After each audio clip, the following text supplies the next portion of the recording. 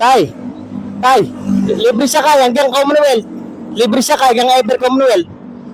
Saan ka ba? Libre sakay. Oo, saan ka? Puntalpan. Papunta ko Ever eh. Ever Commonwealth eh. Dito ka pala. Sa hanggang Ever? Sige, hanggang Ever lang ha. Libre? Teka lang.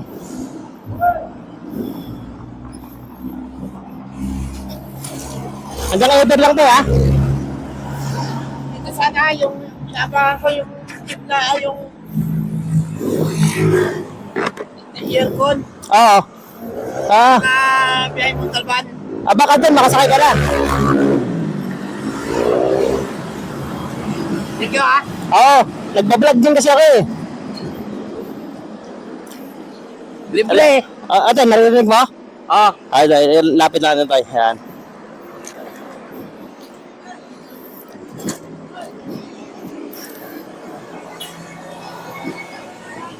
Galing kami dyan, nagkabit ng granite. Saan ka nagtrabaho tayo? Dyan sa building na to. Building na yan? Construction? Nagkuha kaming granite.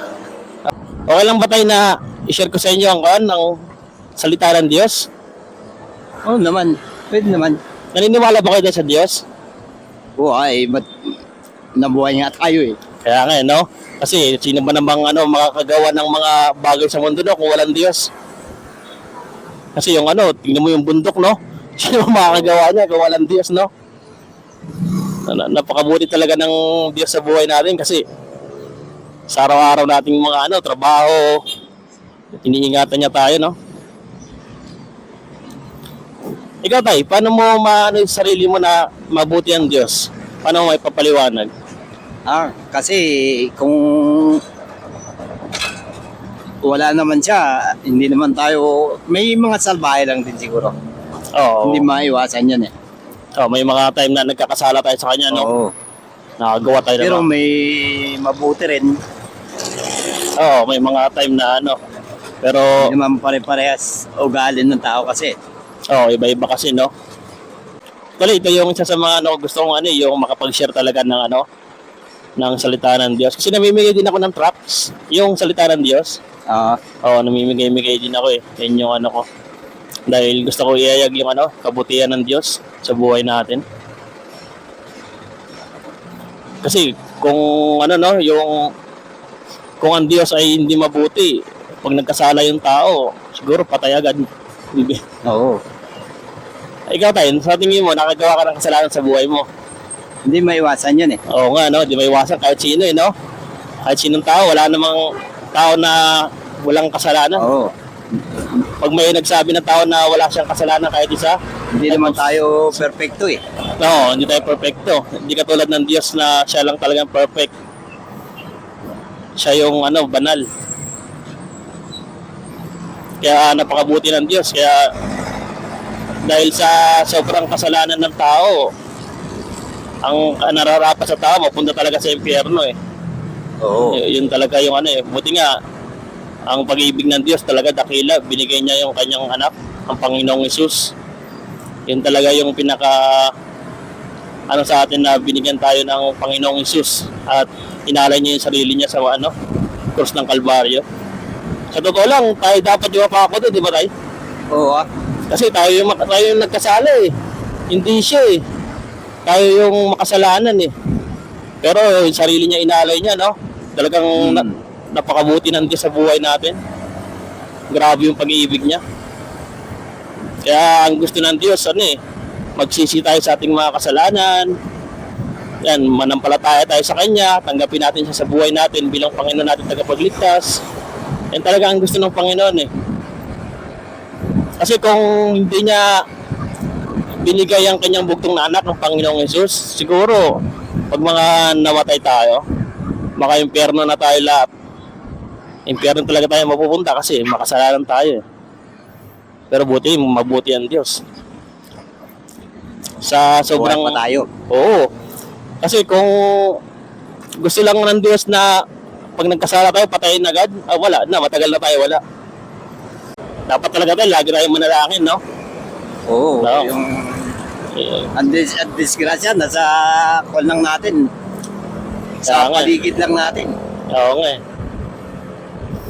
Kahit saan talaga, kaya dapat talaga manalangin sa Diyos, tapos Oo. Yung iba nga, sa banyo pa lang, nawawala na sa banyo, nawawala ng buhay sa loob pala ng banyo. oo nga eh. Yung iba, bangungot, di ba? Oo, di ba hindi na nagigising yun? Oo. Mira. Kaya sabi ng Diyos sa Biblia, itinakda sa mga tao ang minsang mamatay at pagkatapos ay paghukom. Hukuman talaga ng Diyos sa lahat ng tao kapag tayo nawala dito. Oo. Hukuman tayo ayon sa ating mga ginawa, pag tayo nagkaroon ng kasalanan, harap tayo sa Diyos, lahat yan, wala tayong may tatago. Lihim o mga hayag, lahat yan, walang may tatago sa Diyos. Kaya ang gusto ng Diyos, magsisi tayo sa ating mga kasalanan, sumampalataya tayo sa Kanya. Kasi yun yung niya eh. Yun ang gusto, kaya nga binigay niya si Jesus Christ, yung Panginoong Jesus. Parang sino mang sumampalataya sa Kanya ay hindi mapahamak, kundi magkaroon ng buhay na walang hanggan. Kaya yun, kasi hindi porket na, kunyari ako, bata pa ako, hindi porket na bata pa ako, ay hindi na ako, matagal pa ako mawawala, di ba? Oo. Kasi wala, may mga bata pa nga na talagang namamatay. Nawawala na kagad, bata pa eh. Oo, bata pa. Hindi pwedeng sabihin na, kunyari, ikaw tayo, may edad, tas ako, bata pa, sabihin ko, hindi, bata pa ako eh. Hindi pa ako magsisisi sa aking mga kasalanan. Hindi ganon. Kaya lahat talaga tayo dapat, walang pinipili. Hanggat buhay tayo, magsisi tayo sa ating mga kasalanan at sumampalataya sa Panginoong Jesucristo. At tanggapin natin siya bilang Panginoon natin at tagapagligtas. Yun talaga, kasi ang kamatayan, walang pinipili yan. Oo. Buti sana kung may pinipili, no? Sabihin na, okay, yung mga edad ng tao hanggang 70, hanggang mamamatay lahat, 70. Pag 69, hindi ba mamamatay? Hindi, may umabot ng 100 niya eh. Oo nga eh, no? Kaya hindi natin alam eh, may bata, may matanda na namamatay, di ba? May mga ganong sitwasyon. Kaya talagang kailangan talaga magsisi natin mga kasalanan. Mga kasalanan na gagawa natin. For example, kung nagnanakaw, nagsisinungaling, may mga bagay na mga nakakasira sa katawan, o mga pagbibisyo, yung mga ganon na dapat pagsisiyan natin sa ating mga kasalanan dahil ang buhay natin talaga sa mundo ito, hindi natin alam eh. Kaya ang gusto ng Panginoon ay magsisi tayo at sumampalataya sa Kanya. Yan talaga ang kaya napakahalaga ng Panginoong Jesus sa buhay natin. Kasi kung wala siya, wala din tayo. Oo. Lahat tayo nararapat sa impyerno kasi tayo eh, yung makasalanan tayong tao eh. Lahat na nakagawa tayo sa araw-araw, sa isip, salita, sa gawa. Lagi tayong nagkakasala. Yung Diyos ay banal, gusto niya perfect. Hindi natin magawa-gawa yung bagay na ganon. Kaya ang Panginoon binigay niya. Kaya ang Panginoong Jesus ay perfect. Kaya ang gusto ng Diyos, sumampalataya tayo sa Kanya, magsisi tayo sa ating mga kasalanan. For example, pag-uwi mo tayo mamaya sa bahay, yun, mag-pray ka sa Panginoon, yun, humingi ng tawad sa lahat ng mga kasalanang nagawa, magsisi sa mga kasalanan. Kasi yun talaga yung natin sa Mabawasan man lang, no? Actually, hindi na pag napabawasan kasalanan, kundi mawawala talaga kapag ang Diyos yung kumilos eh. Kasi pag mabawasan, wala, di tayo makakapunta sa langit kasi ang gusto ng Diyos doon, perfect eh. Pag gano'n, dito sa mundo, yun, nagsisisi tayo, tayo ng mga kasalanan, napipigilan natin, nawawala na, pipigilan. Pero pagdating doon sa ang Panginoong Jesus makikita sa buhay natin. Kaya ang gusto ng Diyos ay magsisi tayo sa ating mga kasalanan at sumampalataya tayo sa Kanya. Tayo. Okay. Okay. Thank you. Yung na lang tayo, yung helmet. May bibigay lang ako sa'yo, Tay. May bibigay ako sa yung binibigay kong trucks. Makakasakay ka na ba dyan? Makakasakay ka na? Ay, ito, Tay. Dalawa.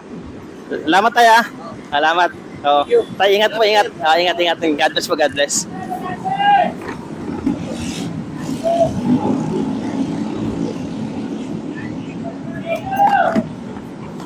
Yun guys, thank you Lord dahil meron tayong nasakay at nasyara natin ang salita ng Diyos.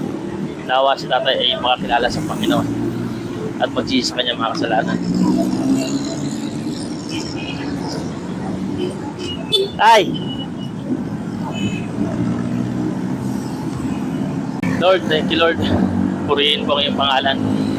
Maraming salamat po dahil binigyan niyo po ako ng pagkakataon na makapagayag ng iyong salita. Tunay po na napakabuti niyo, Panginoon.